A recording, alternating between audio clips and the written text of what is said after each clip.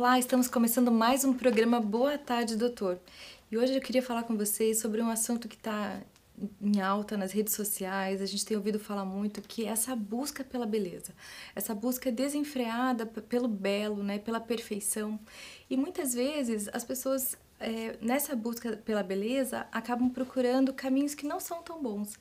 A gente vai falar um pouquinho hoje sobre esses procedimentos e principalmente sobre algo que está em alta, que é o peeling de fenol. O peeling de fenol, ele é um procedimento antigo, que já tem há muitos anos, mas que ganhou corpo agora, as pessoas estão aprendendo mais, ouvindo falar mais sobre isso, por uma tragédia que não precisava acontecer, porque o mundo está tomando um caminho que nós não gostaríamos, que é a busca exagerada pela beleza. Então, para falar sobre esse assunto, a gente trouxe aqui hoje a doutora Ânia Cordeiro. Tudo bom, doutora? Obrigada pelo convite, Carol. Tudo Nós bem, que agradecemos. A doutora Ânia, ela é dermatologista, formada pela Santa Casa, pela Universidade Federal do Paraná, e dermatologista pela Santa Casa de Curitiba. Ela é especialista pela Sociedade Brasileira de Dermatologia. Então, ela tem propriedade para falar para a gente sobre esses procedimentos, contar um pouquinho para nós como que funciona, quais são os profissionais habilitados para fazer esses procedimentos. E que tal a gente falar um pouquinho sobre o peeling? Que o peeling, né, na verdade existem diversos tipos de peeling, mas falar basicamente sobre o peeling. O que é o peeling, para que serve, como ele é feito? Bom, peeling é uma palavra que vem do inglês, né, que significa descascar.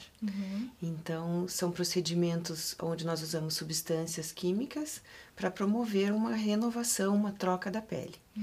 Então, a gente divide os peelings em superficiais, médios e profundos. Os superficiais, hoje em dia a gente tem os peelings inteligentes, onde você nem enxerga a descamação, você tem uma renovação da camada córnea, que é a camada das células mortas, mas sem que você perceba muita descamação, às vezes realmente até nenhuma.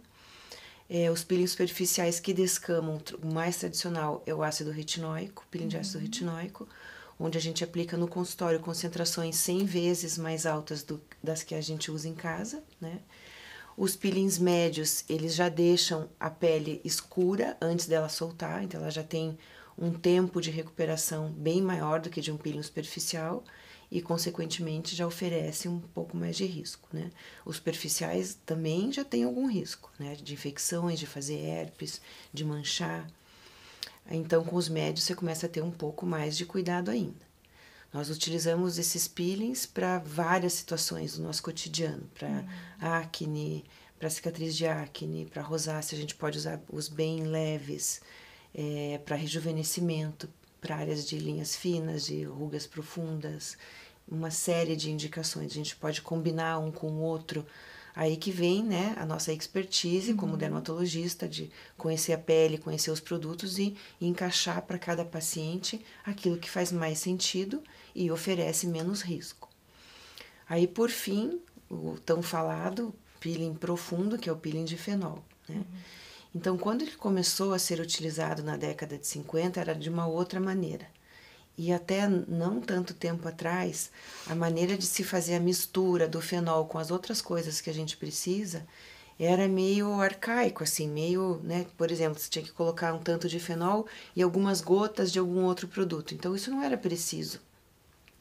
De um tempo para cá, essas fórmulas foram aprimoradas e são manipuladas em farmácias de manipulação sérias, que precisam colocar esses outros ativos e então vendê-los conforme a concentração do óleo de cróton, que é uma substância difícil de conseguir no nosso meio e, portanto, cara, né? O que a gente tem visto é muitas fórmulas adaptadas usando óleo de oliva, outros óleos na tentativa de baratear o custo e, consequentemente, não ter o mesmo resultado, mas é como algumas pessoas vendem, né? Então, a concentração do óleo de cróton na fórmula é que vai definir a potência daquela formulação. Então, por exemplo, a gente pode usar um peeling de fenol com 0,4% de óleo de cróton para algumas áreas e alguns tipos de pele. A gente pode chegar a concentrações mais altas para peles mais espessas, quando tem um dano solar muito mais intenso e, portanto, uma agressão muito maior. Para essa agressão a gente tem que estar preparado, né? Uma vez que é passível de várias complicações. O que a gente faz é tentar minimizar essas complicações com uma série de cuidados. Eu penso que o erro justamente está em achar que é algo simples. O ato de aplicar o produto não é tão complexo, né? Você precisa aprender uma determinada pressão da mão, o que você vai usar para veicular aquele líquido. Mas assim, você saber o que é aquele produto, as repercussões que ele pode ter no organismo. A gente precisa utilizar o produto em áreas anatômicas, estéticas da face, com pausas. A gente não começa passando assim, igual a gente passa um creme. Hidratante em casa. Né? Então é bastante delicado e eu vejo que, infelizmente, a banalização, né? Imaginar que é algo tão simples, podendo ser executado por qualquer pessoa em qualquer ambiente, nos trouxe tanta tragédia, né, Carol? É muito triste ver o que está acontecendo. E fala pra mim, assim, os peelings, como você disse, ele tem profundidades, né? Então, o superficial, ele pode ser aplicado por qualquer profissional, ou precisa ser um médico, um dermatologista, um profissional de saúde. Como que nós classificamos isso, assim? Quais são as recomendações, né? Porque a gente vê profissionais de vários tipos fazendo peeling, peeling superficiais ou um creme que vai descamar. A gente ouve na farmácia, isso é um peeling. Na verdade, a gente sabe que não é, né? Existem critérios para você classificar.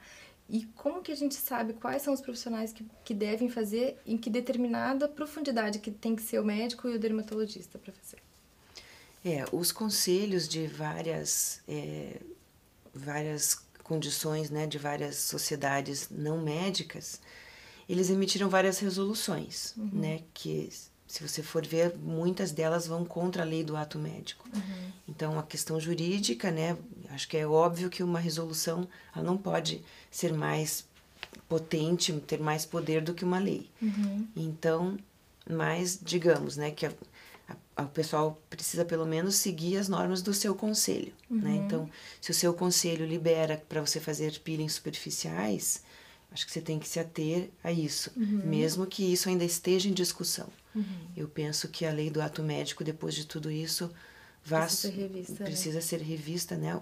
Uma vez que a lei original ela tinha uma série de outros artigos, né, que foram vetados, então por isso que gerou tanta confusão. Mas no meu entendimento, como o diagnóstico é exclusivo do médico, isso é indiscutível, eu penso que os profissionais que estão ao redor da área médica, né, eles deveriam seguir uma prescrição médica. Então, você tem acne, né, você prefere fazer o seu peeling com um esteticista. O médico prescreveria o que exatamente ele quer que aplique, e isso seria realizado, até porque precisa estar em concordância com o tratamento que você está fazendo em casa. Exatamente. Se você tem acne e você está tomando isotretinoína, que é uma medicação que resseca um monte a pele, eu não vou falar para você fazer o mesmo peeling, que é super desengordurante, mesmo que seja o mesmo grau de acne. Mas se eu não sei desse detalhe, eu não sei avaliar a pele, eu não sei o teu histórico clínico, um peeling que seria super leve pode ser bem agressivo, né? E quem toma essa medicação tem uma dificuldade maior de cicatrização. Então, um tratamento que seria para ajudar pode atrapalhar, mesmo que ele seja simples. Exatamente. Né? É um peeling superficial de ácido salicílico. Simples, você passa com uma gaze. Mas quais são as condições dessa pele e todas as outras condições clínicas desse paciente para poder ou não receber? Exatamente. Né? Então, se houvesse a prescrição, eu acho que seria mais adequado. Mais adequado. E é incrível, porque na verdade é um procedimento muito bom, né? Que existe recomendação, existe indicação, que se for bem aplicado, ele é fantástico, né? Exato. E como que o paciente chega no seu consultório, como que você faz uma avaliação, uma anamnese, para indicar o peeling para esse paciente? É uma consulta médica, né? Então a gente precisa saber tudo, medicação que usa, estilo de vida, se a pessoa toma muito sol. Não adianta a gente querer fazer algo que não pudesse tomar sol, né? Então a gente precisa adequar tudo isso.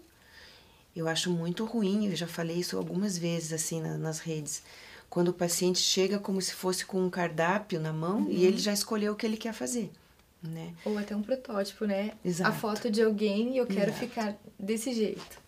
Exato. Isso acontece muito com os injetáveis, né? Eu quero essa boca. No meu consultório, sabe aquele brinquedo do Senhor Batata? Eu tenho o Senhor Batata no meu armário. Porque aí eu monto. Você tá vendo como esse nariz com essa boca... O nariz é lindo, a boca é linda. Mas tudo junto talvez não seja a melhor opção para aquela pessoa naquele momento, né? A gente muda com o passar dos anos, nosso rosto se altera. Então, o que você faria com 20, talvez não fique tão bom aos 50, mesmo que seja a mesma pessoa, mesmo que seja o mesmo procedimento. Então, a gente precisa entender, obviamente, como você perguntou, Ana, fazendo anamnese, no exame físico, detectar o que estaria indicado, vendo as proporções da face, vendo a qualidade da pele, vendo as medicações que a pessoa já toma, para então a gente propor um plano que consiga atender as expectativas do paciente, junto com a segurança e a indicação médica, né? Então, a gente imaginar que essa combinação com aquela, tipo nem bolo não dá certo se você for inventar a receita, muitas vezes, né? Então, a gente precisa ter alguns critérios, alguns parâmetros. E o que acontece é isso, né? As pessoas procuram alguns profissionais que já têm uma receita pronta e a gente está vendo uma padronização da beleza, né? As pessoas estão perdendo as suas características individuais e tá todo mundo parecido, né? A mesma boca, o mesmo nariz, o mesmo maçã do rosto, o mesmo bochechinha, tá todo mundo parecido, né? Então... Exatamente. Se você me permite, acho que é a padronização da feiura. Da feiura. Porque ninguém fica bonito, né? A pessoa vê que eu fiquei com o nariz igual o da fulana. Tá bom, ficou. Mas ficou bonito? Isso me assusta, porque eu vejo que é uma certa, assim, perda da consciência, sabe? Então, o que nos difere dos outros animais é justamente a consciência. Então, para onde que a gente está caminhando? A gente quer ser igual a quem e por quê, sabe? Então, eu acho que a gente precisa parar de olhar tanto para fora, e mídia social, e foto, e vídeo, e Reels, e TikTok, parar um pouco e olhar para si, como que está a minha vida, o que eu realmente preciso, o que eu realmente não gosto em mim, e em que nível isso me atrapalha. Porque a gente lida muito com transtorno de imagem também, né, Carol? Então, a pessoa não enxerga a realidade no espelho. Né? Assim como os anoréxicos, eles se enxergam gordos. Então, a pessoa se enxerga com marcas, com rugas, com uma deformidade, uma insatisfação, que nem ela entende de onde está vindo. Exatamente. Né? E eu percebi que depois, assim, do advento das redes sociais, né, que a gente teve essa piora, né, porque você se idealizar, olhar para o outro, essa comparação, a busca para se tornar parecido, muitas vezes é o que você falou. Você não está olhando para o seu interior, né, para dentro de si. E muitas vezes uma carência, uma necessidade ou algo que precisa ser tratado mesmo com psicólogos, com psiquiatras, né, está sendo depositado no externo, né? Então, com essa harmonização, está desarmonizando, né, e a gente está perdendo aquele padrão de beleza, que é o padrão do belo, né? Exato. E o que nos diferencia, né, cada ser é único. Então, algumas características que às vezes a pessoa acha que é um defeito, eu acho que até é uma qualidade. Então, você tem uma pintinha aqui.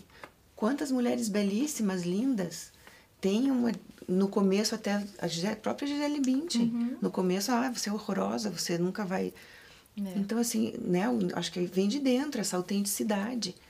E você só se apropria da sua se você está bem com você mesmo, senão você fica buscando fora e nunca se encontra. Né? E é verdade, nossa, como isso faz sentido e a necessidade de a gente voltar hoje para dentro, né?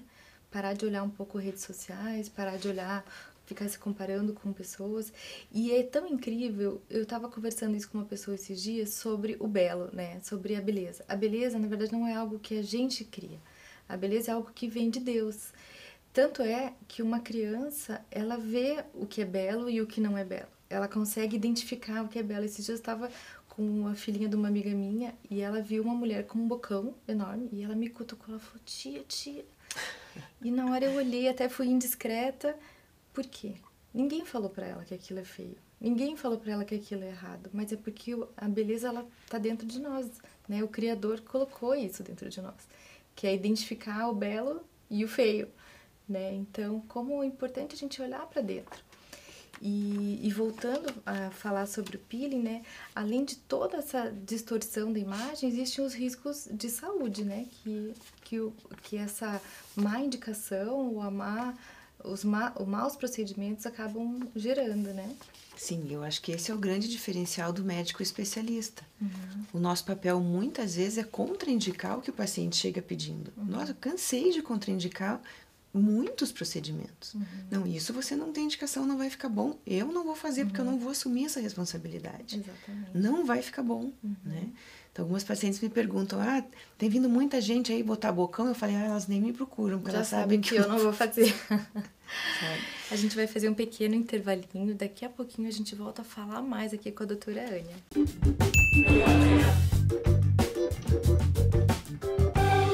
Olá, já estamos de volta com o nosso programa Boa Tarde, Doutor. E hoje está maravilhoso. A gente está falando aqui sobre peeling de fenol, sobre os riscos, sobre outros peelings, sobre outros procedimentos, né? Então fica ligadinho aqui, a gente está falando com a doutora Ania. Doutora, eu queria falar um pouquinho mais sobre essa questão do peeling de fenol, né? Que foi tão falado, tiveram casos de pacientes que foram a óbito, né, por procurarem profissionais que não eram habilitados, capacitados para fazer. Mas ele é uma boa indicação quando existe um dano muito grande na pele. Exato, é fantástico, né? O peeling de fenol é inigualável. A gente não consegue nem com os lasers algumas coisas que o fenol consegue, né? O que ele não é ruim, ele é ótimo. O que é ruim é ele ser mal executado. É difícil de aprender a fazer. Não é, como a gente falou anteriormente, simplesmente passar no rosto como se fosse um creme. Então, para aquela pele muito danificada pelo sol, é absolutamente inigualável o resultado que ele oferece. Mas precisa ser feito com muito cuidado. No pré-tratamento, a pele tem que ser preparada. A pessoa começa a tomar medicação para prevenir infecções virais. Inclusive, o herpes é muito comum de acontecer no pós-peeling, mesmo que superficial. Infecções bacterianas, né? A sessão da aplicação leva algumas horas, porque tem que ser muito pausada. Quando é realizado no rosto inteiro, eu penso que é muito melhor estar sendo monitorado por um anestesista. A dor, logo que termina, é muito intensa. Então, precisa estar com o anestesista do lado. Quando for fazer o rosto inteiro, um peeling profundo. As áreas focais, né, vai fazer só o contorno dos olhos, fazer só o contorno da boca. Pode ser feito em consultório, mas também com muito cuidado. Né? Porque também tem riscos, né? A gente imagina um procedimento super invasivo, né, que se tiver qualquer erro, tem um médico ao lado, alguém que pode cuidar, porque isso é algo que a gente estava falando até no intervalo, né? Muitos profissionais querem fazer porque parece fácil, mas não estão preparados para cuidar do paciente que teve um problema depois, logo em seguida, e aí recorrem ao médico, né? Então... outro dia eu estava conversando com uma amiga e a analogia que eu fiz, sabe aquele filme O Mundo de Truman? Que o cara vivia num mundo... Uma bolha. Né, fantasioso. Eu penso que as pessoas que se aventuram nesse território vivem num mundo fantasioso, onde não há complicações, onde ela pode tudo, porque é muito fácil, porque vai ganhar dinheiro. Não é assim que funciona. Né? Então, se você não conhece as possibilidades de complicação, você acha que está tudo bem. Pois é. Né? Eu me lembro quando a gente estava no primeiro ano da faculdade, a gente achava que era o máximo, que sabia tudo. Ser médico era muito fácil. Hoje em dia eu tenho quase 30 anos de formada e cada vez eu acho que eu tenho que estudar mais. Porque você vai conhecendo, você vai tendo noção da imensidão de conhecimento que você ainda tem pela frente. Né? Exatamente. E as pessoas podem procurar outras alternativas que não seja algo tão agressivo, né? A gente estava falando anteriormente sobre prevenção, né? A gente pode prevenir esse envelhecimento da pele, pode prevenir as manchas, né? Quais são as suas recomendações para o paciente? Assim, que, olha, em vez de procurar algo já extremo, você tem outros caminhos, né? Com certeza, tem vários caminhos, de vários níveis de agressividade, né? Então, assim, a gente tem o envelhecimento intrínseco, que é a nossa genética, independente do que você faça, você vai envelhecer daquele jeito, naquela velocidade. E tem o envelhecimento extrínseco, que a gente chama hoje em dia de expossoma, que é tudo que está no ambiente, né? A luz do sol, o cigarro, a má alimentação, a falta de sono, a poluição, tudo isso vai interferir em como e em qual velocidade você vai envelhecer. Então, para a prevenção, a gente vai conseguir atuar no expossoma. Dormir bem, comer bem, exercício moderado e contínuo. Tudo que todo médico fala também vale para a pele. Porque quanto mais estresse oxidativo o seu corpo passar, mais a sua pele vai envelhecer. Então, a gente começa desde cedo, né? Cuidado com filtro solar, desde a infância. A gente sabe que a maior parte do sol que vai ocasionar o câncer de pele na vida adulta, a gente já recebeu até a adolescência. Então, a proteção solar diária é a primeira e a melhor coisa que as pessoas podem fazer para prevenir o envelhecimento. Não, é fantástico. E a gente esquece do básico, né? Esquece de fazer o principal e já quer o final. Então, essa indicação de boa alimentação, o filtro solar, usar bons produtos hidratantes que também podem ser recomendados pelo médico, pelo profissional de saúde, né? Então, a gente precisa começar do começo, né? Então, a gente não pode querer já o resultado final sem fazer o principal, o básico, né? Exato, até porque os resultados dos procedimentos também dependem disso. Digamos que você já tomou muito sol, já fumou, já fez tudo que não devia. E agora, né? Agora a gente vai cuidar. Mas se você cuidar também em casa, o que eu fizer vai ter um resultado muito melhor. Né? Inclusive, até para você indicar um procedimento para um paciente que não se cuida é complicado, não é? Porque eu acho que é frustrante para os dois lados, né? A gente faz esperando ver o paciente bem, o que a gente quer olhar na foto do retorno, nossa, uma melhora incrível, da qualidade da pele, da proporção do rosto, a gente quer que todo mundo só melhore. E por que às vezes isso não acontece? Né? É tão insatisfatório para o paciente como é para nós. Muitas vezes a resposta de cada um é diferente.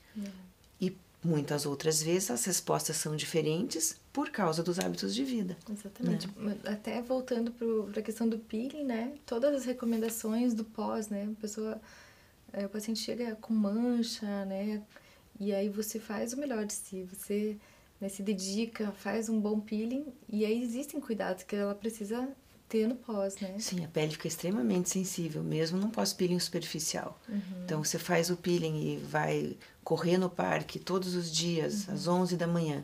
Por mais que você passe filtro solar, a pele está mais sensível à luz, ao calor. As duas coisas, né? Tanto a luz quanto ao calor influenciam na formação de manchas. Aí, certamente, o resultado vai parecer que foi pouco ou nenhum, ou que até piorou.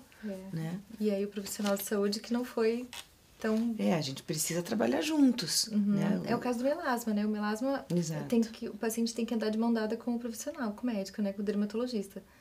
Porque existe um cuidado que tem que ser para sempre, né? Exato. Todo o tratamento que se faz em casa é uma combinação com o que a gente faz no consultório. A gente não pode colocar todas as fichas, apostar toda a melhora que a gente espera no procedimento. Então, todos os cuidados de hábitos de vida e todos os cuidados específicos da pele e individualizados para aquele paciente, tudo isso é fundamental para que a gente consiga o resultado que a gente quer, né? E, doutora Ania, se você fosse levando em consideração aquilo que a gente falou sobre, né, o cuidado de escolher bons profissionais, né, a gente procurar procedimentos que são adequados para o nosso rosto, para quem nós somos, né, o que você recomendaria para quem está em casa? Quais são as recomendações que você poderia deixar para essa pessoa que hoje está perdida, não sabe quem ela procura, o que ela deve fazer, gostaria de se sentir mais bonita, né, de aparentar mais jovem, o que você recomendaria para esse paciente? Bom, pelo Conselho Federal de Medicina, as especialidades médicas que são responsáveis por esses cuidados cosméticos, estéticos, são a dermatologia e a cirurgia plástica, né? Eu gosto muito de trabalhar junto com cirurgiões plásticos e, da mesma forma, eu acho que eles com a gente, porque a gente precisa cuidar da pele, mesmo que a pessoa vai fazer uma cirurgia, né? Então, melasma, por exemplo, é com um dermatologista. Os tratamentos das rugas, algumas o cirurgião vai conseguir tirar, outras o dermatologista vai conseguir ajudar. Então, o que a gente precisa é que as pessoas olhem no Conselho Federal de Medicina, no Conselho Regional do seu estado, ou nas sociedades, né? A Sociedade Brasileira de Cirurgia Plástica, Sociedade Brasileira de Dermatologia, tem nos sites, busque um profissional.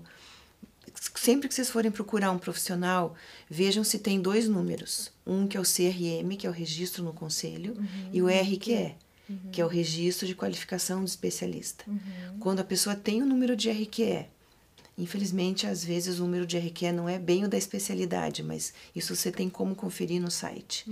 Então, isso significa que a pessoa teve a formação adequada, ela não pulou etapas. Uma coisa é você fazer uma residência, no caso da dermatologia, de perto de 9.000 horas, onde você tem treinamento em hospital, que é necessário. Você não pode ir direto para o último ano e só fazer peeling, só fazer injetável. A gente precisa da base da clínica médica, a gente tem que estudar, tem que atender paciente grave, para poder ter segurança depois, né? Enquanto um curso de pós-graduação é de perto de 480 horas, onde não tem processo seletivo, né? Então, os profissionais, a gente tem que saber discernir. Eu vejo que isso para o paciente é muito difícil de entender. Então, cada vez mais, busquem os sites, busquem informação no próprio Instagram, né? Entra lá no Conselho Regional, na sociedade de cada especialidade, Sociedade de Dermatologia, de Cirurgia Plástica, de cada estado tem uma e tem a do Brasil inteiro, para que você tenha certeza que você está buscando um profissional que foi tratado e vai te oferecer segurança. Muito obrigada, doutora Ânia. Quero agradecer você também que nos assistiu ao nosso programa Boa Tarde, Doutor, e não perca nossos próximos programas.